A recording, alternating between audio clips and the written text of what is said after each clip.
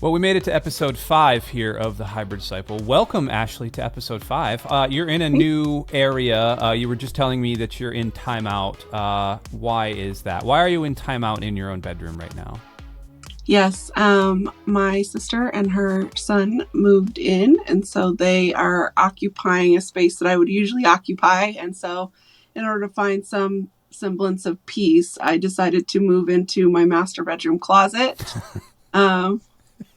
So I'm coming to you all live from my closet. It's glamorous. Yeah, everybody thinks that being on the internet, being an influencer like you are, Ashley, man, it's glamour and it's all likes and shares and follows and subscribes. And meanwhile, you're over here hard at work in your walk-in closet.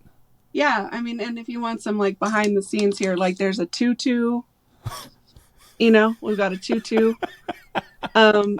This is Farrah Fawcett from my grandfather's wood shop. Of course. I didn't realize that was from your grandfather's wood shop. That is so awesome. Yeah, he built furniture, and growing up, I'd sit out there with him, and she was on the door. I mean, it's like a very famous poster. Uh-huh. And so we'd be talking about life, and he'd be like, "What do you think, Farrah?" And she was always included in the conversation. And so when he passed away, my mom said, "What do you want? That was your grandfather's." And I said, "All I want is a Farrah Fawcett poster." And she's like, but it's for me, it's because it's like having a conversation with my grandpa, because she was always in our conversations. And so the poster's so old, it has to be framed because if you bend it, it cracks. Yeah.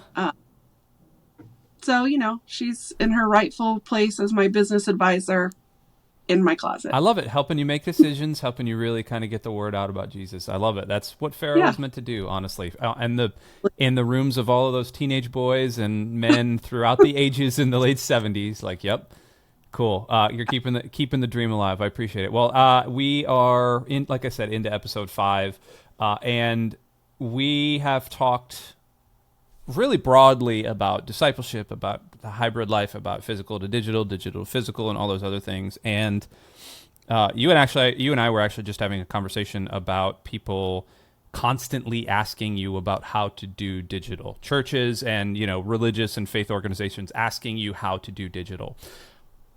I think it's time for us to tap into our inner stats nerd just a little bit and tell people what they need to be looking for. Because you could talk to people until you're blue in the face about like, well, you need to do this, and you need to make sure you're looking for this, and you need to form this.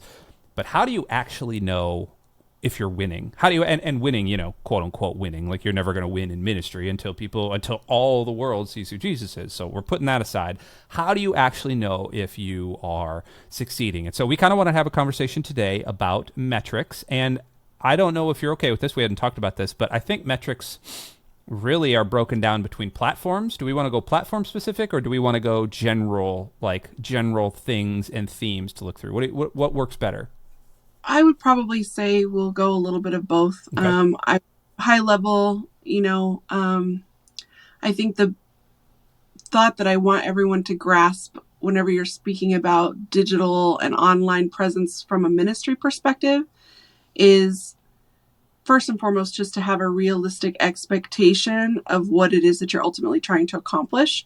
Because what happens sometimes is, and I'm guilty of it as well, we know that on the internet you have the ability, right, to go viral, which virality is actually anything that performs over 500,000 views. You didn't technically go viral in the actual sense of the word unless you've hit 500,000 or higher. Now you can go semi-viral with, 100,000 views, 250,000 views, but true, I went viral is like 500,000. So people are always talking about how I want to go viral. I want to go viral. I want to go viral. And of course, all of us would love that whenever you're trying to influence people, right? You're trying to impact people and get a message in front of as many people as humanly possible. But if you step back and really start looking at engagement as people, it brings things into a much clearer perspective as far as what is realistic. So, for instance, if your church is 200 people consistently on a Sunday morning, you consistently have 200 people, right? And you have a video that was liked 600 times and viewed 3,000 times. Sometimes people will get upset with that because they're like, well, I only had 3,000 views. But if you step back and think, when I'm standing in front of 200 people, that feels like a whole lot of people. And then you say, I had 600 likes. That means 600 people actually viewed the entire, or at least a good chunk of the video. Now imagine that you were in front of 800 people, because you have the 200 people that you were actually in front of and the 600 people online. 800 people is a lot of people. Yeah. And because we have gotten so tied to this ideology of going viral, we almost diminish the level of accomplishment we're actually achieving whenever we're getting 600-700 views, 600-700 likes on something. And for a really small church, even 100 likes on something. I mean, when was the last time you had 100 people physically sitting in your church? And so the first thing that I really want people to understand when we're talking about metrics is to understand the difference between impactful metrics and vanity metrics, because those two things are really two different things. Impactful metrics are going into content creation and going into building out a presence online where you know that you're actually causing impact in a person's life. Vanity metrics are based in your ego. And if you went viral, but you didn't actually impact anyone, what's the point? Other than you just felt good for the day. And then it ends up causing you to chase this like virality high. And then you're so focused on the numbers that you are no longer focused on the impact. And that becomes a very dangerous situation. So I want to pause right there. I've been taking a bunch of notes. And one of the biggest questions I have is how many, let me rephrase this just a little bit. How many Christian influencers or churches have actually, quote unquote, gone viral? Do we know that number? It can't be a lot. I mean, one-off virality here and there, I'm sure a lot. Yeah. You have the ones that consistently go viral, like Stephen Furtick's stuff consistently goes viral. Mike Todd, he goes viral all the time. Christine Kane, like you have the heavy hitters, right, that are going to go viral all the time. But part of the reason is because they have a huge audience in real life. So that benefits. If you're looking at somebody that doesn't have a huge audience in real life, but just online, I would say that there's a pretty consistent number that goes viral. But one-off virality is not really what the goal should be. Right. Because again, that's just vanity metrics. You know, I remember the first time I posted TikTok that like did really, really well. And it was probably, and to be clear, I have never even gone viral and I have a solid following, but I have never gone viral in the true sense of virality, meaning that any of my content has gotten over 500,000 views. Like I have several posts that have gotten like 300,000 views, 250,000 views. And the reason that I am even talking about this is because I was like licking my ego wounds and like singing the blues to my dad one day, who I've quoted my dad some other times on the podcast, but my dad doesn't really say much. But when he says something, it's usually a pretty good zinger, So I was whining because some video that I had posted, he was like, "Oh, I saw your video. It was really great." I'm like, "Oh, it only got 80,000 views." And my dad was like, do you hear yourself? And I was like, "Well, it's just not that much." Like, and he said, "Ashley, first off, like, yeah, it had 80,000 views." He said, "I saw it. It had like 9,000 likes or something." And he said it had like 1,200, 1,300 comments. And he said, "I want you to think for a second, if you were to preach in front of 80,000 people, imagine yourself like in the Cardinals stadium and that thing is full and you're preaching, like how many people that really is." And he said, and then drill it down. So you had 6,000 likes. That means imagine standing in a smaller auditorium, but that still has 6,000 people that listened to it all the way through, that. And then 1,200 of those people stood around to talk to you afterwards.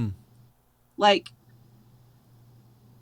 you can't sit here and tell me that wasn't a success, because if you had a conference and 1,200 people wanted to talk to you at the end of it, that's a major impact. And you have to stop looking at these numbers as vague, just floating button clicks, and realize that those views and those likes and those comments are being made by actual people. And that 1,200, that number, that's an impactful view, right? That's those 1,200 people that were impacted enough to actually want to speak with you and to talk with you. And so that's why I think it's so important that anytime as a ministry, if you're working and you're thinking about, man, I only had 25 people comment on this post, and you're starting to feel down on yourself and you're not wanting to continue to put content out there because it's only 25 people. Well, as a pastor, when was the last time you had 25 people hit you up after service and say, man, that really, really impacted me? Yeah. Because I know, as a person who speaks live, that if I have 4 or 5 that stick around long enough to tell me that it really impacted them after service, I'm like, oh, wow, thank you so much. Like, I'm genuinely moved by those 4 or 5 people, but then I'm willing to just fluff off 1,200. Yeah. And so I think whenever we're talking about metrics, the first and most important thing is to really set aside ego and to not allow the work that you're doing to be dictated by vanity metrics, and to really delve into the power and the importance of impactful metrics. So let's talk about them then. What would in your ministry that you've seen, what are the impactful metrics? Yeah. So I'll be honest, whenever I set ego aside, which I'm a creative, so that can be very hard to do.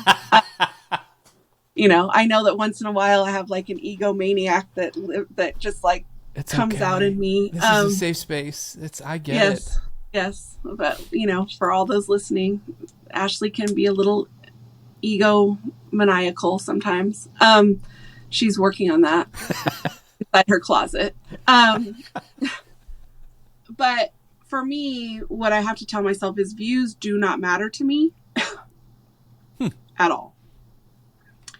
It's the percentage of views that actually convert into interaction that matters.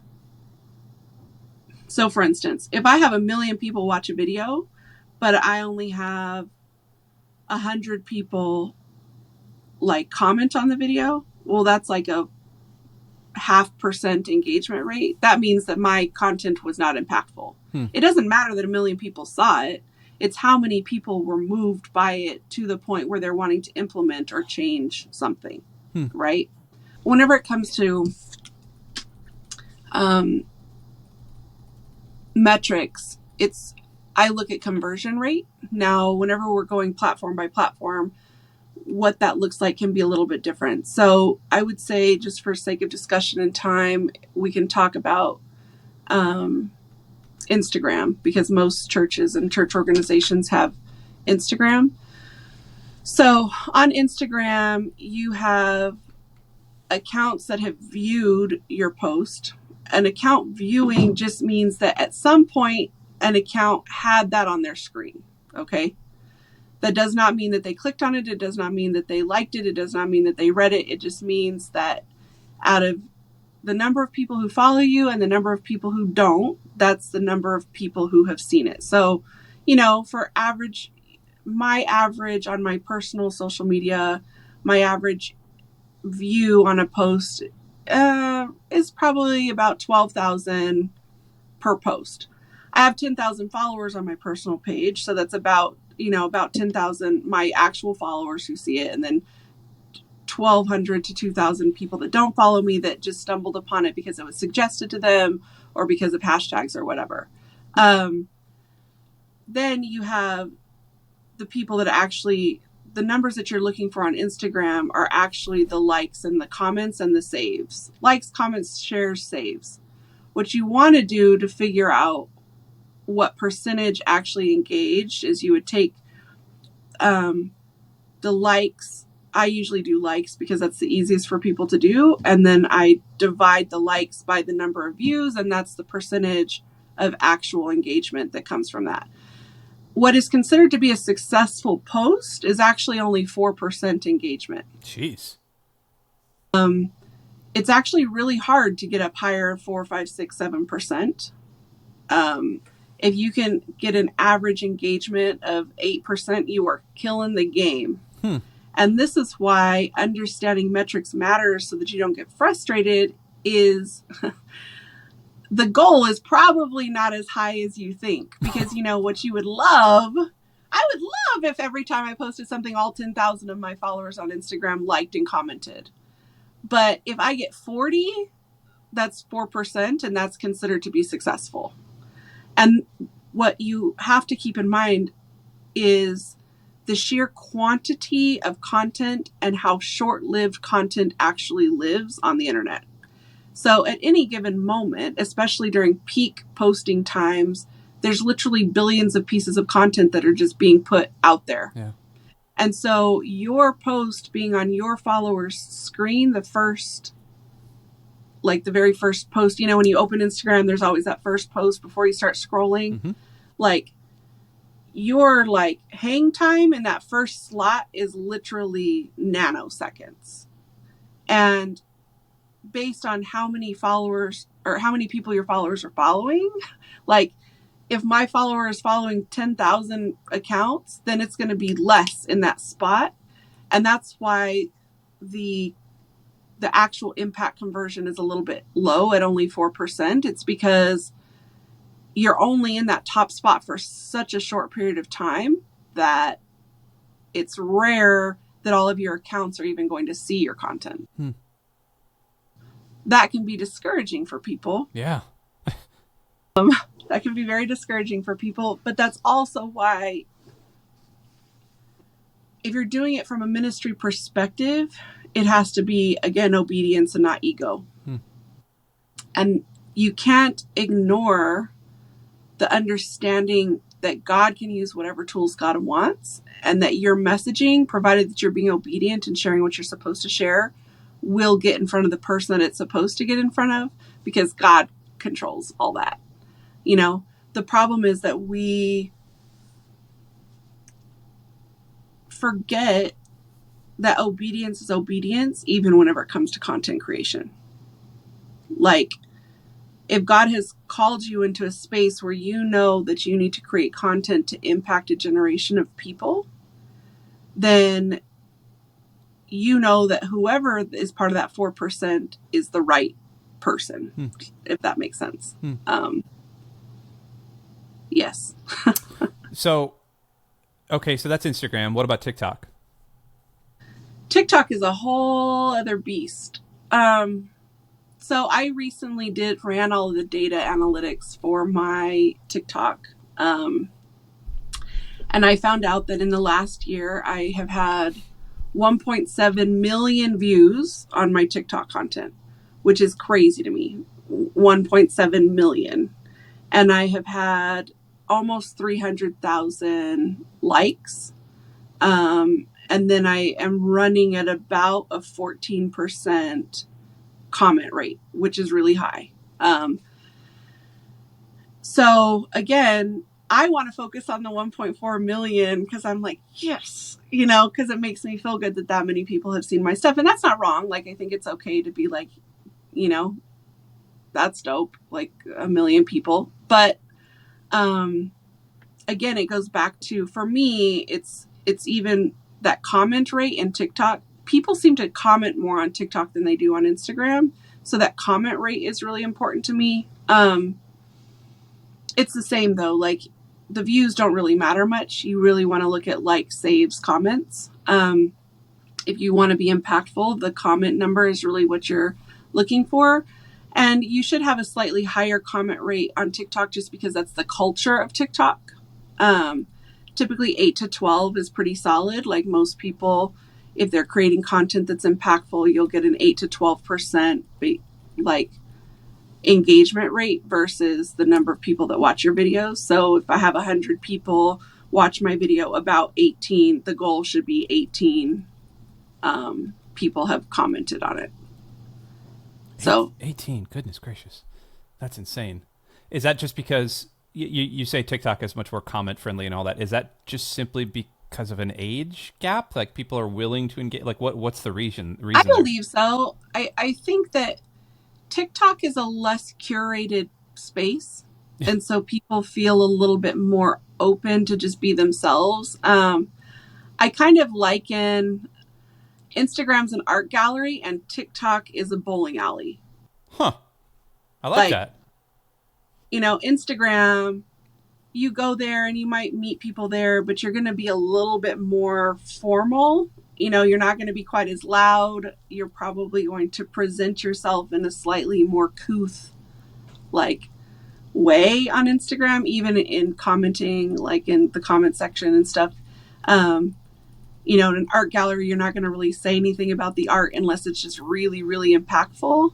Whereas a bowling alley, it's loud in there and, you know, people are hollering back and forth and there's pins dropping and people don't have any shoes on. You know, that's kind of TikTok. Like, it's loud in there. You get all these different walks of life that are all convening in this one space. And some people are partying and don't care really that they're bowling. The other people take it so super seriously that, you know, and that's TikTok. Like, TikTok is a bowling alley. I like that. Online. And so I think the reason that people have a tendency to be more comment friendly is, one, the median age of TikTok users is like 19. So they've grown up commenting and communicating in digital spaces. The median age on Instagram's older, it's like 36. So those people have also, but not to the extent that Gen Z, you know, and the alpha generations coming up after them has. So they're just more prone to comment. The other thing is TikTok does a much better job of pushing your content out to people who like the same kind of content. They do that better than anybody else. Yep. So your audience is just automatically more likely to enjoy your content because TikTok's algorithm has crushed the game whenever it comes to getting your content in front of people who appreciate that exact style. Yeah. So I think that that's why whenever as a ministry, one of the things that I talk about with my digital clients, so just if anyone is listening to this, for my job in life, like I own a consultancy that teaches people. I run people's social media for a living. So like, this is what I do. I also happen to be a pastor that has an online presence personally, but how I pay my bills is not that. How I pay my bills is literally digital strategy and online, just strategy on how to be successful on social media. That's what I do. So with that in mind, what I explain to my clients all the time, and one thing that we have to know, whenever you're trying to actually have impactful metrics, you have to stop thinking that all of your content should be impactful to everyone. And churches and ministries do not like to hear this. If you want to be successful in online ministry, you have to have a target audience that is very specific. Because by trying to talk to everybody, nobody is listening to you. Yeah, amen. You have to say, okay, yes, I would love every person on the planet to want to engage in my content. But I know that my sweet spot is women between the ages of 25 and 35 who've had really grimy pasts. So everything I create is with them in mind. If Andy Mage hops on and feels blessed by something I say, that's great. But I didn't create content targeting Andy. Yep. Like, I didn't create content for, and this is not a slight against anyone, but the content I create is not really designed for married women in hyper-traditional households who have lived a quote-unquote idyllic life. Mm-hmm. Nothing wrong with those people. God bless them. I want the women who've been divorced multiple times, that have multiple baby daddies, that have had just chaos of a life. That's who my people are. Yep. And so whenever it comes to ministry, what I see happen a lot, and the reason that metrics just don't perform well and they don't have impactful engagement, is because they are trying to engage with everyone. You need to figure out what your target is. So if you're a church in the middle of Des Moines and your goal is to bring in young families, where you have young married couples that have little kids, yeah, you will have some older people. Yeah, you'll have some teenagers. But if the core of who you are trying to really minister to are young families, then the content that you put out is like, tips on how to communicate whenever you have little kids from a biblical perspective. How do you navigate sex whenever you have two little kids that are trying to sleep in your bed, because sex is a thing that church should talk about to save marriages. But you have to niche your content down, because then it's going to get the correct audience and then you're going to get that engagement. What happens though is you'll have one church like Instagram account and they're trying to minister to the teenagers and they're trying to minister to the retired people and they're trying to minister to the young families, and nobody wants to follow because they're like, 90% of this stuff doesn't even apply to me. So I'm just going to scroll like right past it. What about lives? IG Live, TikTok Live, like where is the place in terms of metrics there? I do want to have a separate conversation with you, I think, down the road about how to utilize lives for discipleship particularly, but let's just talk about the metrics right now. Like what are we looking at there? So, and how many glizzies do I need to give before I can make $1 million? Let's put it that way. Yeah. I would say with live on metrics, lives are a little bit different. So lives on TikTok specifically, whenever you create a live on a TikTok, it asks you for a title. TikTok has become an SEO-based platform, which means that you need to be strategic about what goes in that title line, and it needs to be optimized for SEO. Now, for all of you people who are like, I don't know anything about SEO, because I know some of you listening is like, oh gosh, and this is going to probably make people uncomfortable too, but that's just what I like to do. You need to get a free ChatGPT account. I do not care if you think computers or robots are taking over the world. If you do not know SEO, you need to get a free ChatGPT account. Like, write that down, people. It's free.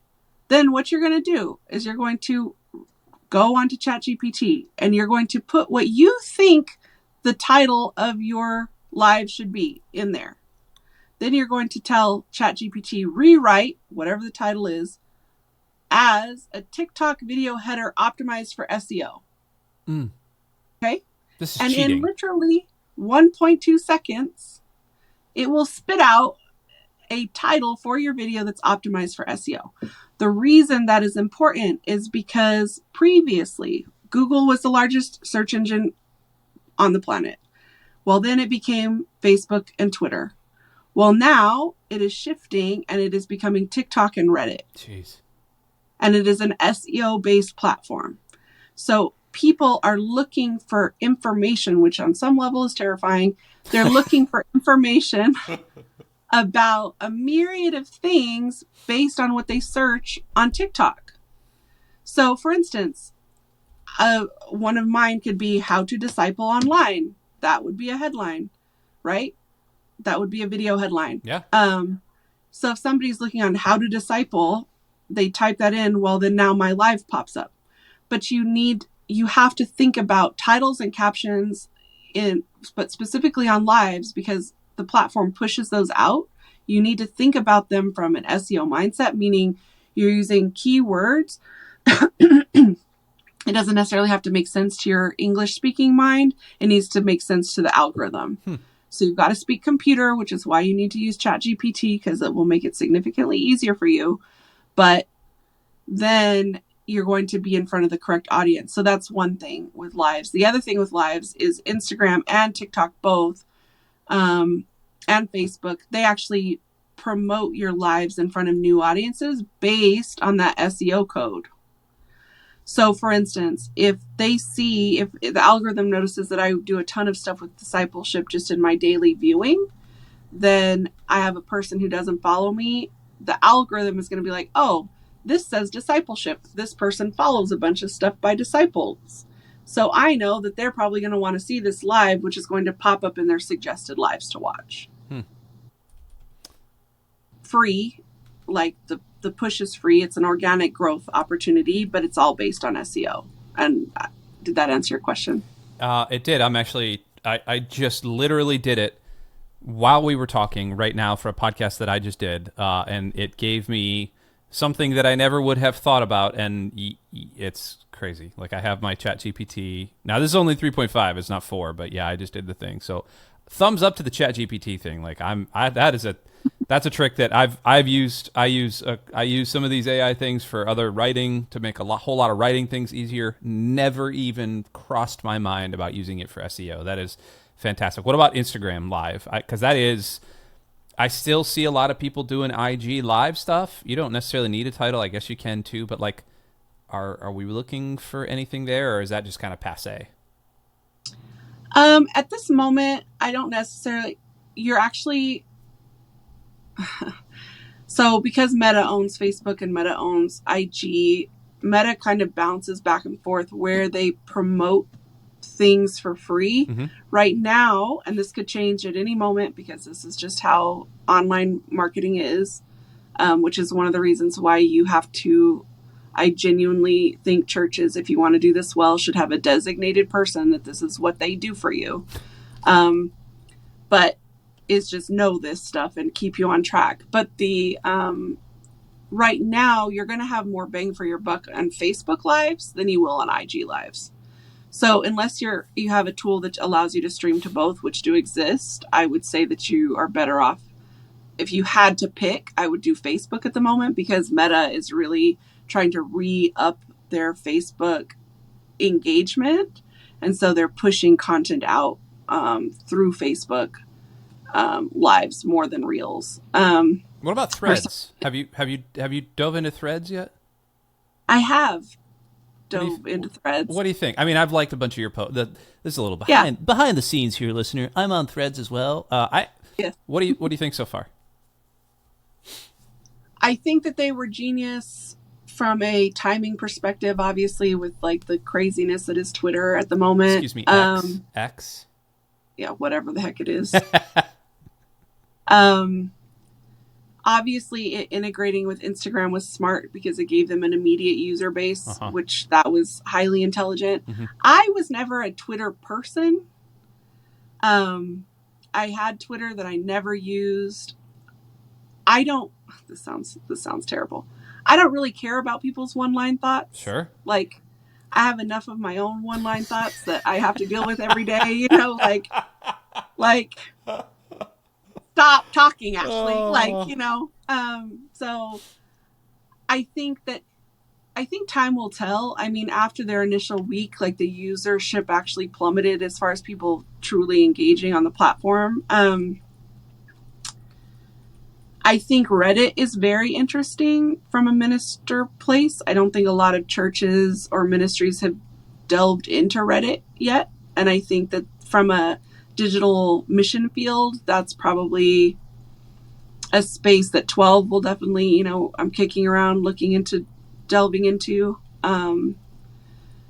because it's necessary. I think that the church has to be more proactive, and we're usually reactive whenever it comes to technology use and tools. So, Threads is interesting. The jury's still out on it for me. The funny thing is most of the people who I think have super profound thoughts in my life, I just text them. So, we'll see how that goes. See, I am a Twitter and a Reddit guy. Like that's kind of where I live, and watching the downfall of Twitter this is a side conversation totally, but watching the downfall of Twitter has really been a thorn in my heart. For obviously I don't want to get aggregated or anything. Reddit for me also the same thing. Reddit has been, it's two CEOs that are being just total idiots about their platform and not understanding that the community is the actual thing that drives all of the content. And So you said something there interesting about threads, that they were brilliant in pulling it out when they did. It's still broken. Like, they still don't have a whole lot of features. Like, they just now, I think this week, added a follower feature, so you can actually look at your timeline in chronological order from the people you're following. Go figure. It's completely broken. There's that. But the second thing you talked about was Reddit for ministries, and that's something I was actually exploring with a company that I do some kind of freelance work with. And advertising with Reddit obviously is like at a very infant stage, because Reddit right now is just a gigantic bulletin board essentially. And I love it. Like, for me, it's, I go to Instagram and I go to Reddit. Like, those are my two places to go. Obviously, I'm an almost 40-year-old white male that lives in middle class America, so, like, of course that's where I'm going to live. But the thing that's interesting about churches being on Reddit is that they're non-existent. And anytime you bring faith into that platform, you get shredded. Does not matter what forum you're in, does not matter what subreddit you're in, outside of, our Christianity or our faith or whatever, you Right. get shredded. So I almost wonder if there's not a place for us to tackle to become a church on Reddit or something like that. I don't know. That's a neither here nor there. Has any of your clients ever approached that area?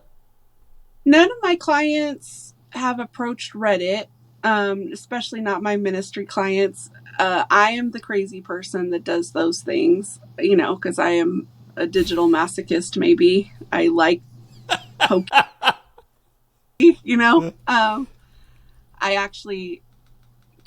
fact, I literally, right before this podcast, I was teaching a class to young people from Atlanta on content creation. And this week's class was on trolls. Engage in trolls and how to leverage trolls so that they're actually boosting your algorithm. So, like, bring on the shredding, because, what'll happen is I'll be like, I got time for you today. Like, we'll go back and forth. I don't mind that, because you're just boosting my content. So let's do it. I will respectfully debate with you until I have to cook dinner or something. Yep. Yep. The key is in those spaces, obviously, not to, as soon as I start feeling angry, then I have to disengage. But as long as I'm just, Jesus forgive me, as long as I'm just like playing with you like a mouse, then, we can go back and forth all day. That's fine.